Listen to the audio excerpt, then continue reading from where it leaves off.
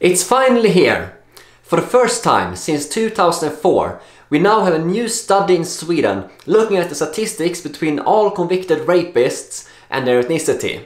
Now, I know that some people might find this a little bit controversial, but this is not me saying this. This was done by the Swedish State-owned television SVT. So this is Swedish public TV that did this study, and it's already aired on Swedish TV. So I am merely bringing you the whole story in English, since this was in Swedish, and I think it can be good for more people than just the Swedish population to know what is happening in Sweden. So as I said, the last time in Sweden they did a study looking at the rapists and their ethnicity was all the way back in 2004.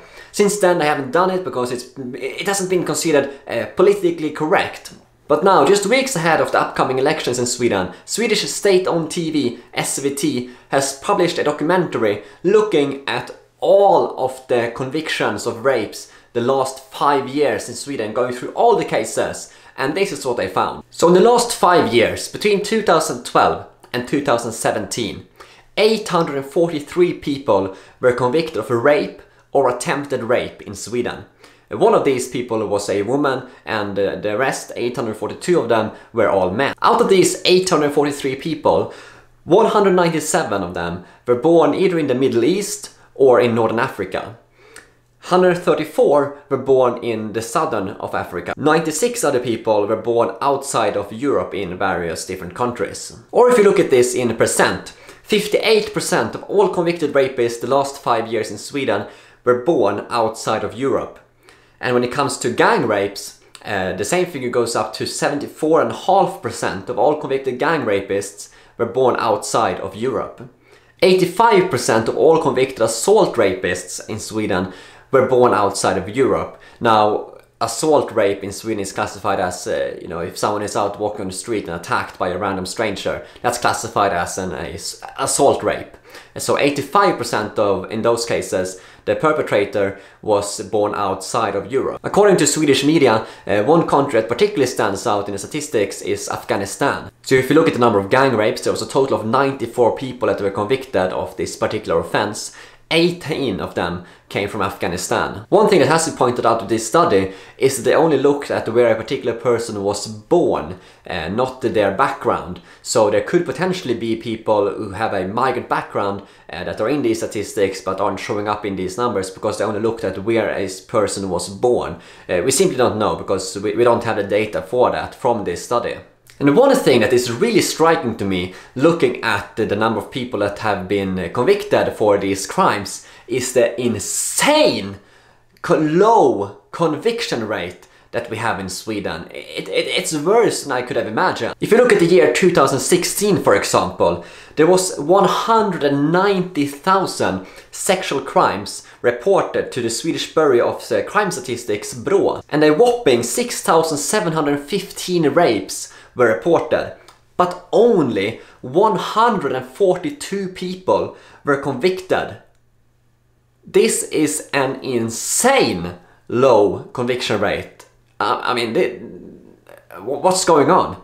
The current Swedish socialist government prides itself on being the quote-unquote world's first feminist government. The Swedish foreign minister, Margot Wallström, has even just recently launched her own feminist handbook. This is not a joke. I will be making a separate video on this later, so stay tuned. I don't know what they're gonna call it, the little pink book or something, I don't know. I just can't even. But this so-called feminist government cannot even protect the women in its country from rapists. I mean, that conviction number is catastrophic, and I don't know how they managed to get so low conviction rate, but I mean, something has to be done to change that. As I said before, this study was done by the Swedish state-owned media SVT, and as you could imagine, they are quite left-leaning. In fact, 8 out of 10 people that work at SVT vote for the Green Party. So this is a very, very left-leaning TV station. And this study comes from, when people... Just think about this. When such a left-leaning TV station publishes these figures, you can bet that they are not overestimating who are migrants that have committed these crimes. They are not going to overestimate that number. So for anyone, you know, for anyone on the left out there, or anyone who would claim this is some kind of conspiracy theory or something, can just find something else to do, because that's completely wrong. This study has been done by a very leftist TV channel. But of course, the left in Sweden has been quite unhappy with the Swedish state media airing this program. For example, Jerzy Sarnecki, who is a professor in criminology in Sweden, and he is frequently hauled out on TV as an expert on crime and so on. And he actually works for BRÅ, the Swedish Bureau of Crime Statistics, for the government. Now Jerzy, he actually came from Poland back in 1969, when the then communist government there launched some anti-Semitic policies, and he fled Poland and came to Sweden and has been working in Sweden since. Now he's actually criticizing this program being aired on TV in Sweden, and he actually says openly that this program should not be aired. And he says, quote, "This program is building on an old far-right conspiracy theory," unquote. He also criticizes that the Swedish state media is making a connection between rape and ethnicity, and instead thinks it has to do with the quote-unquote socio-economic factors. However, the people who did this documentary and study says that they don't agree with him at all. Instead, they're just presenting the facts for the Swedish public to see,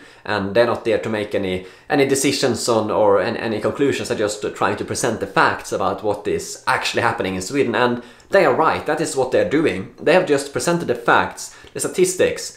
843 people convicted, and so many people are from so and so place. You know, that should not be controversial to present the facts. And this guy works for BRÅ, the Swedish Bureau of Crime Statistics, the guy who's criticizing it.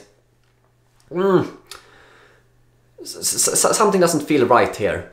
You have to know the facts about crime in order to deal with said crime.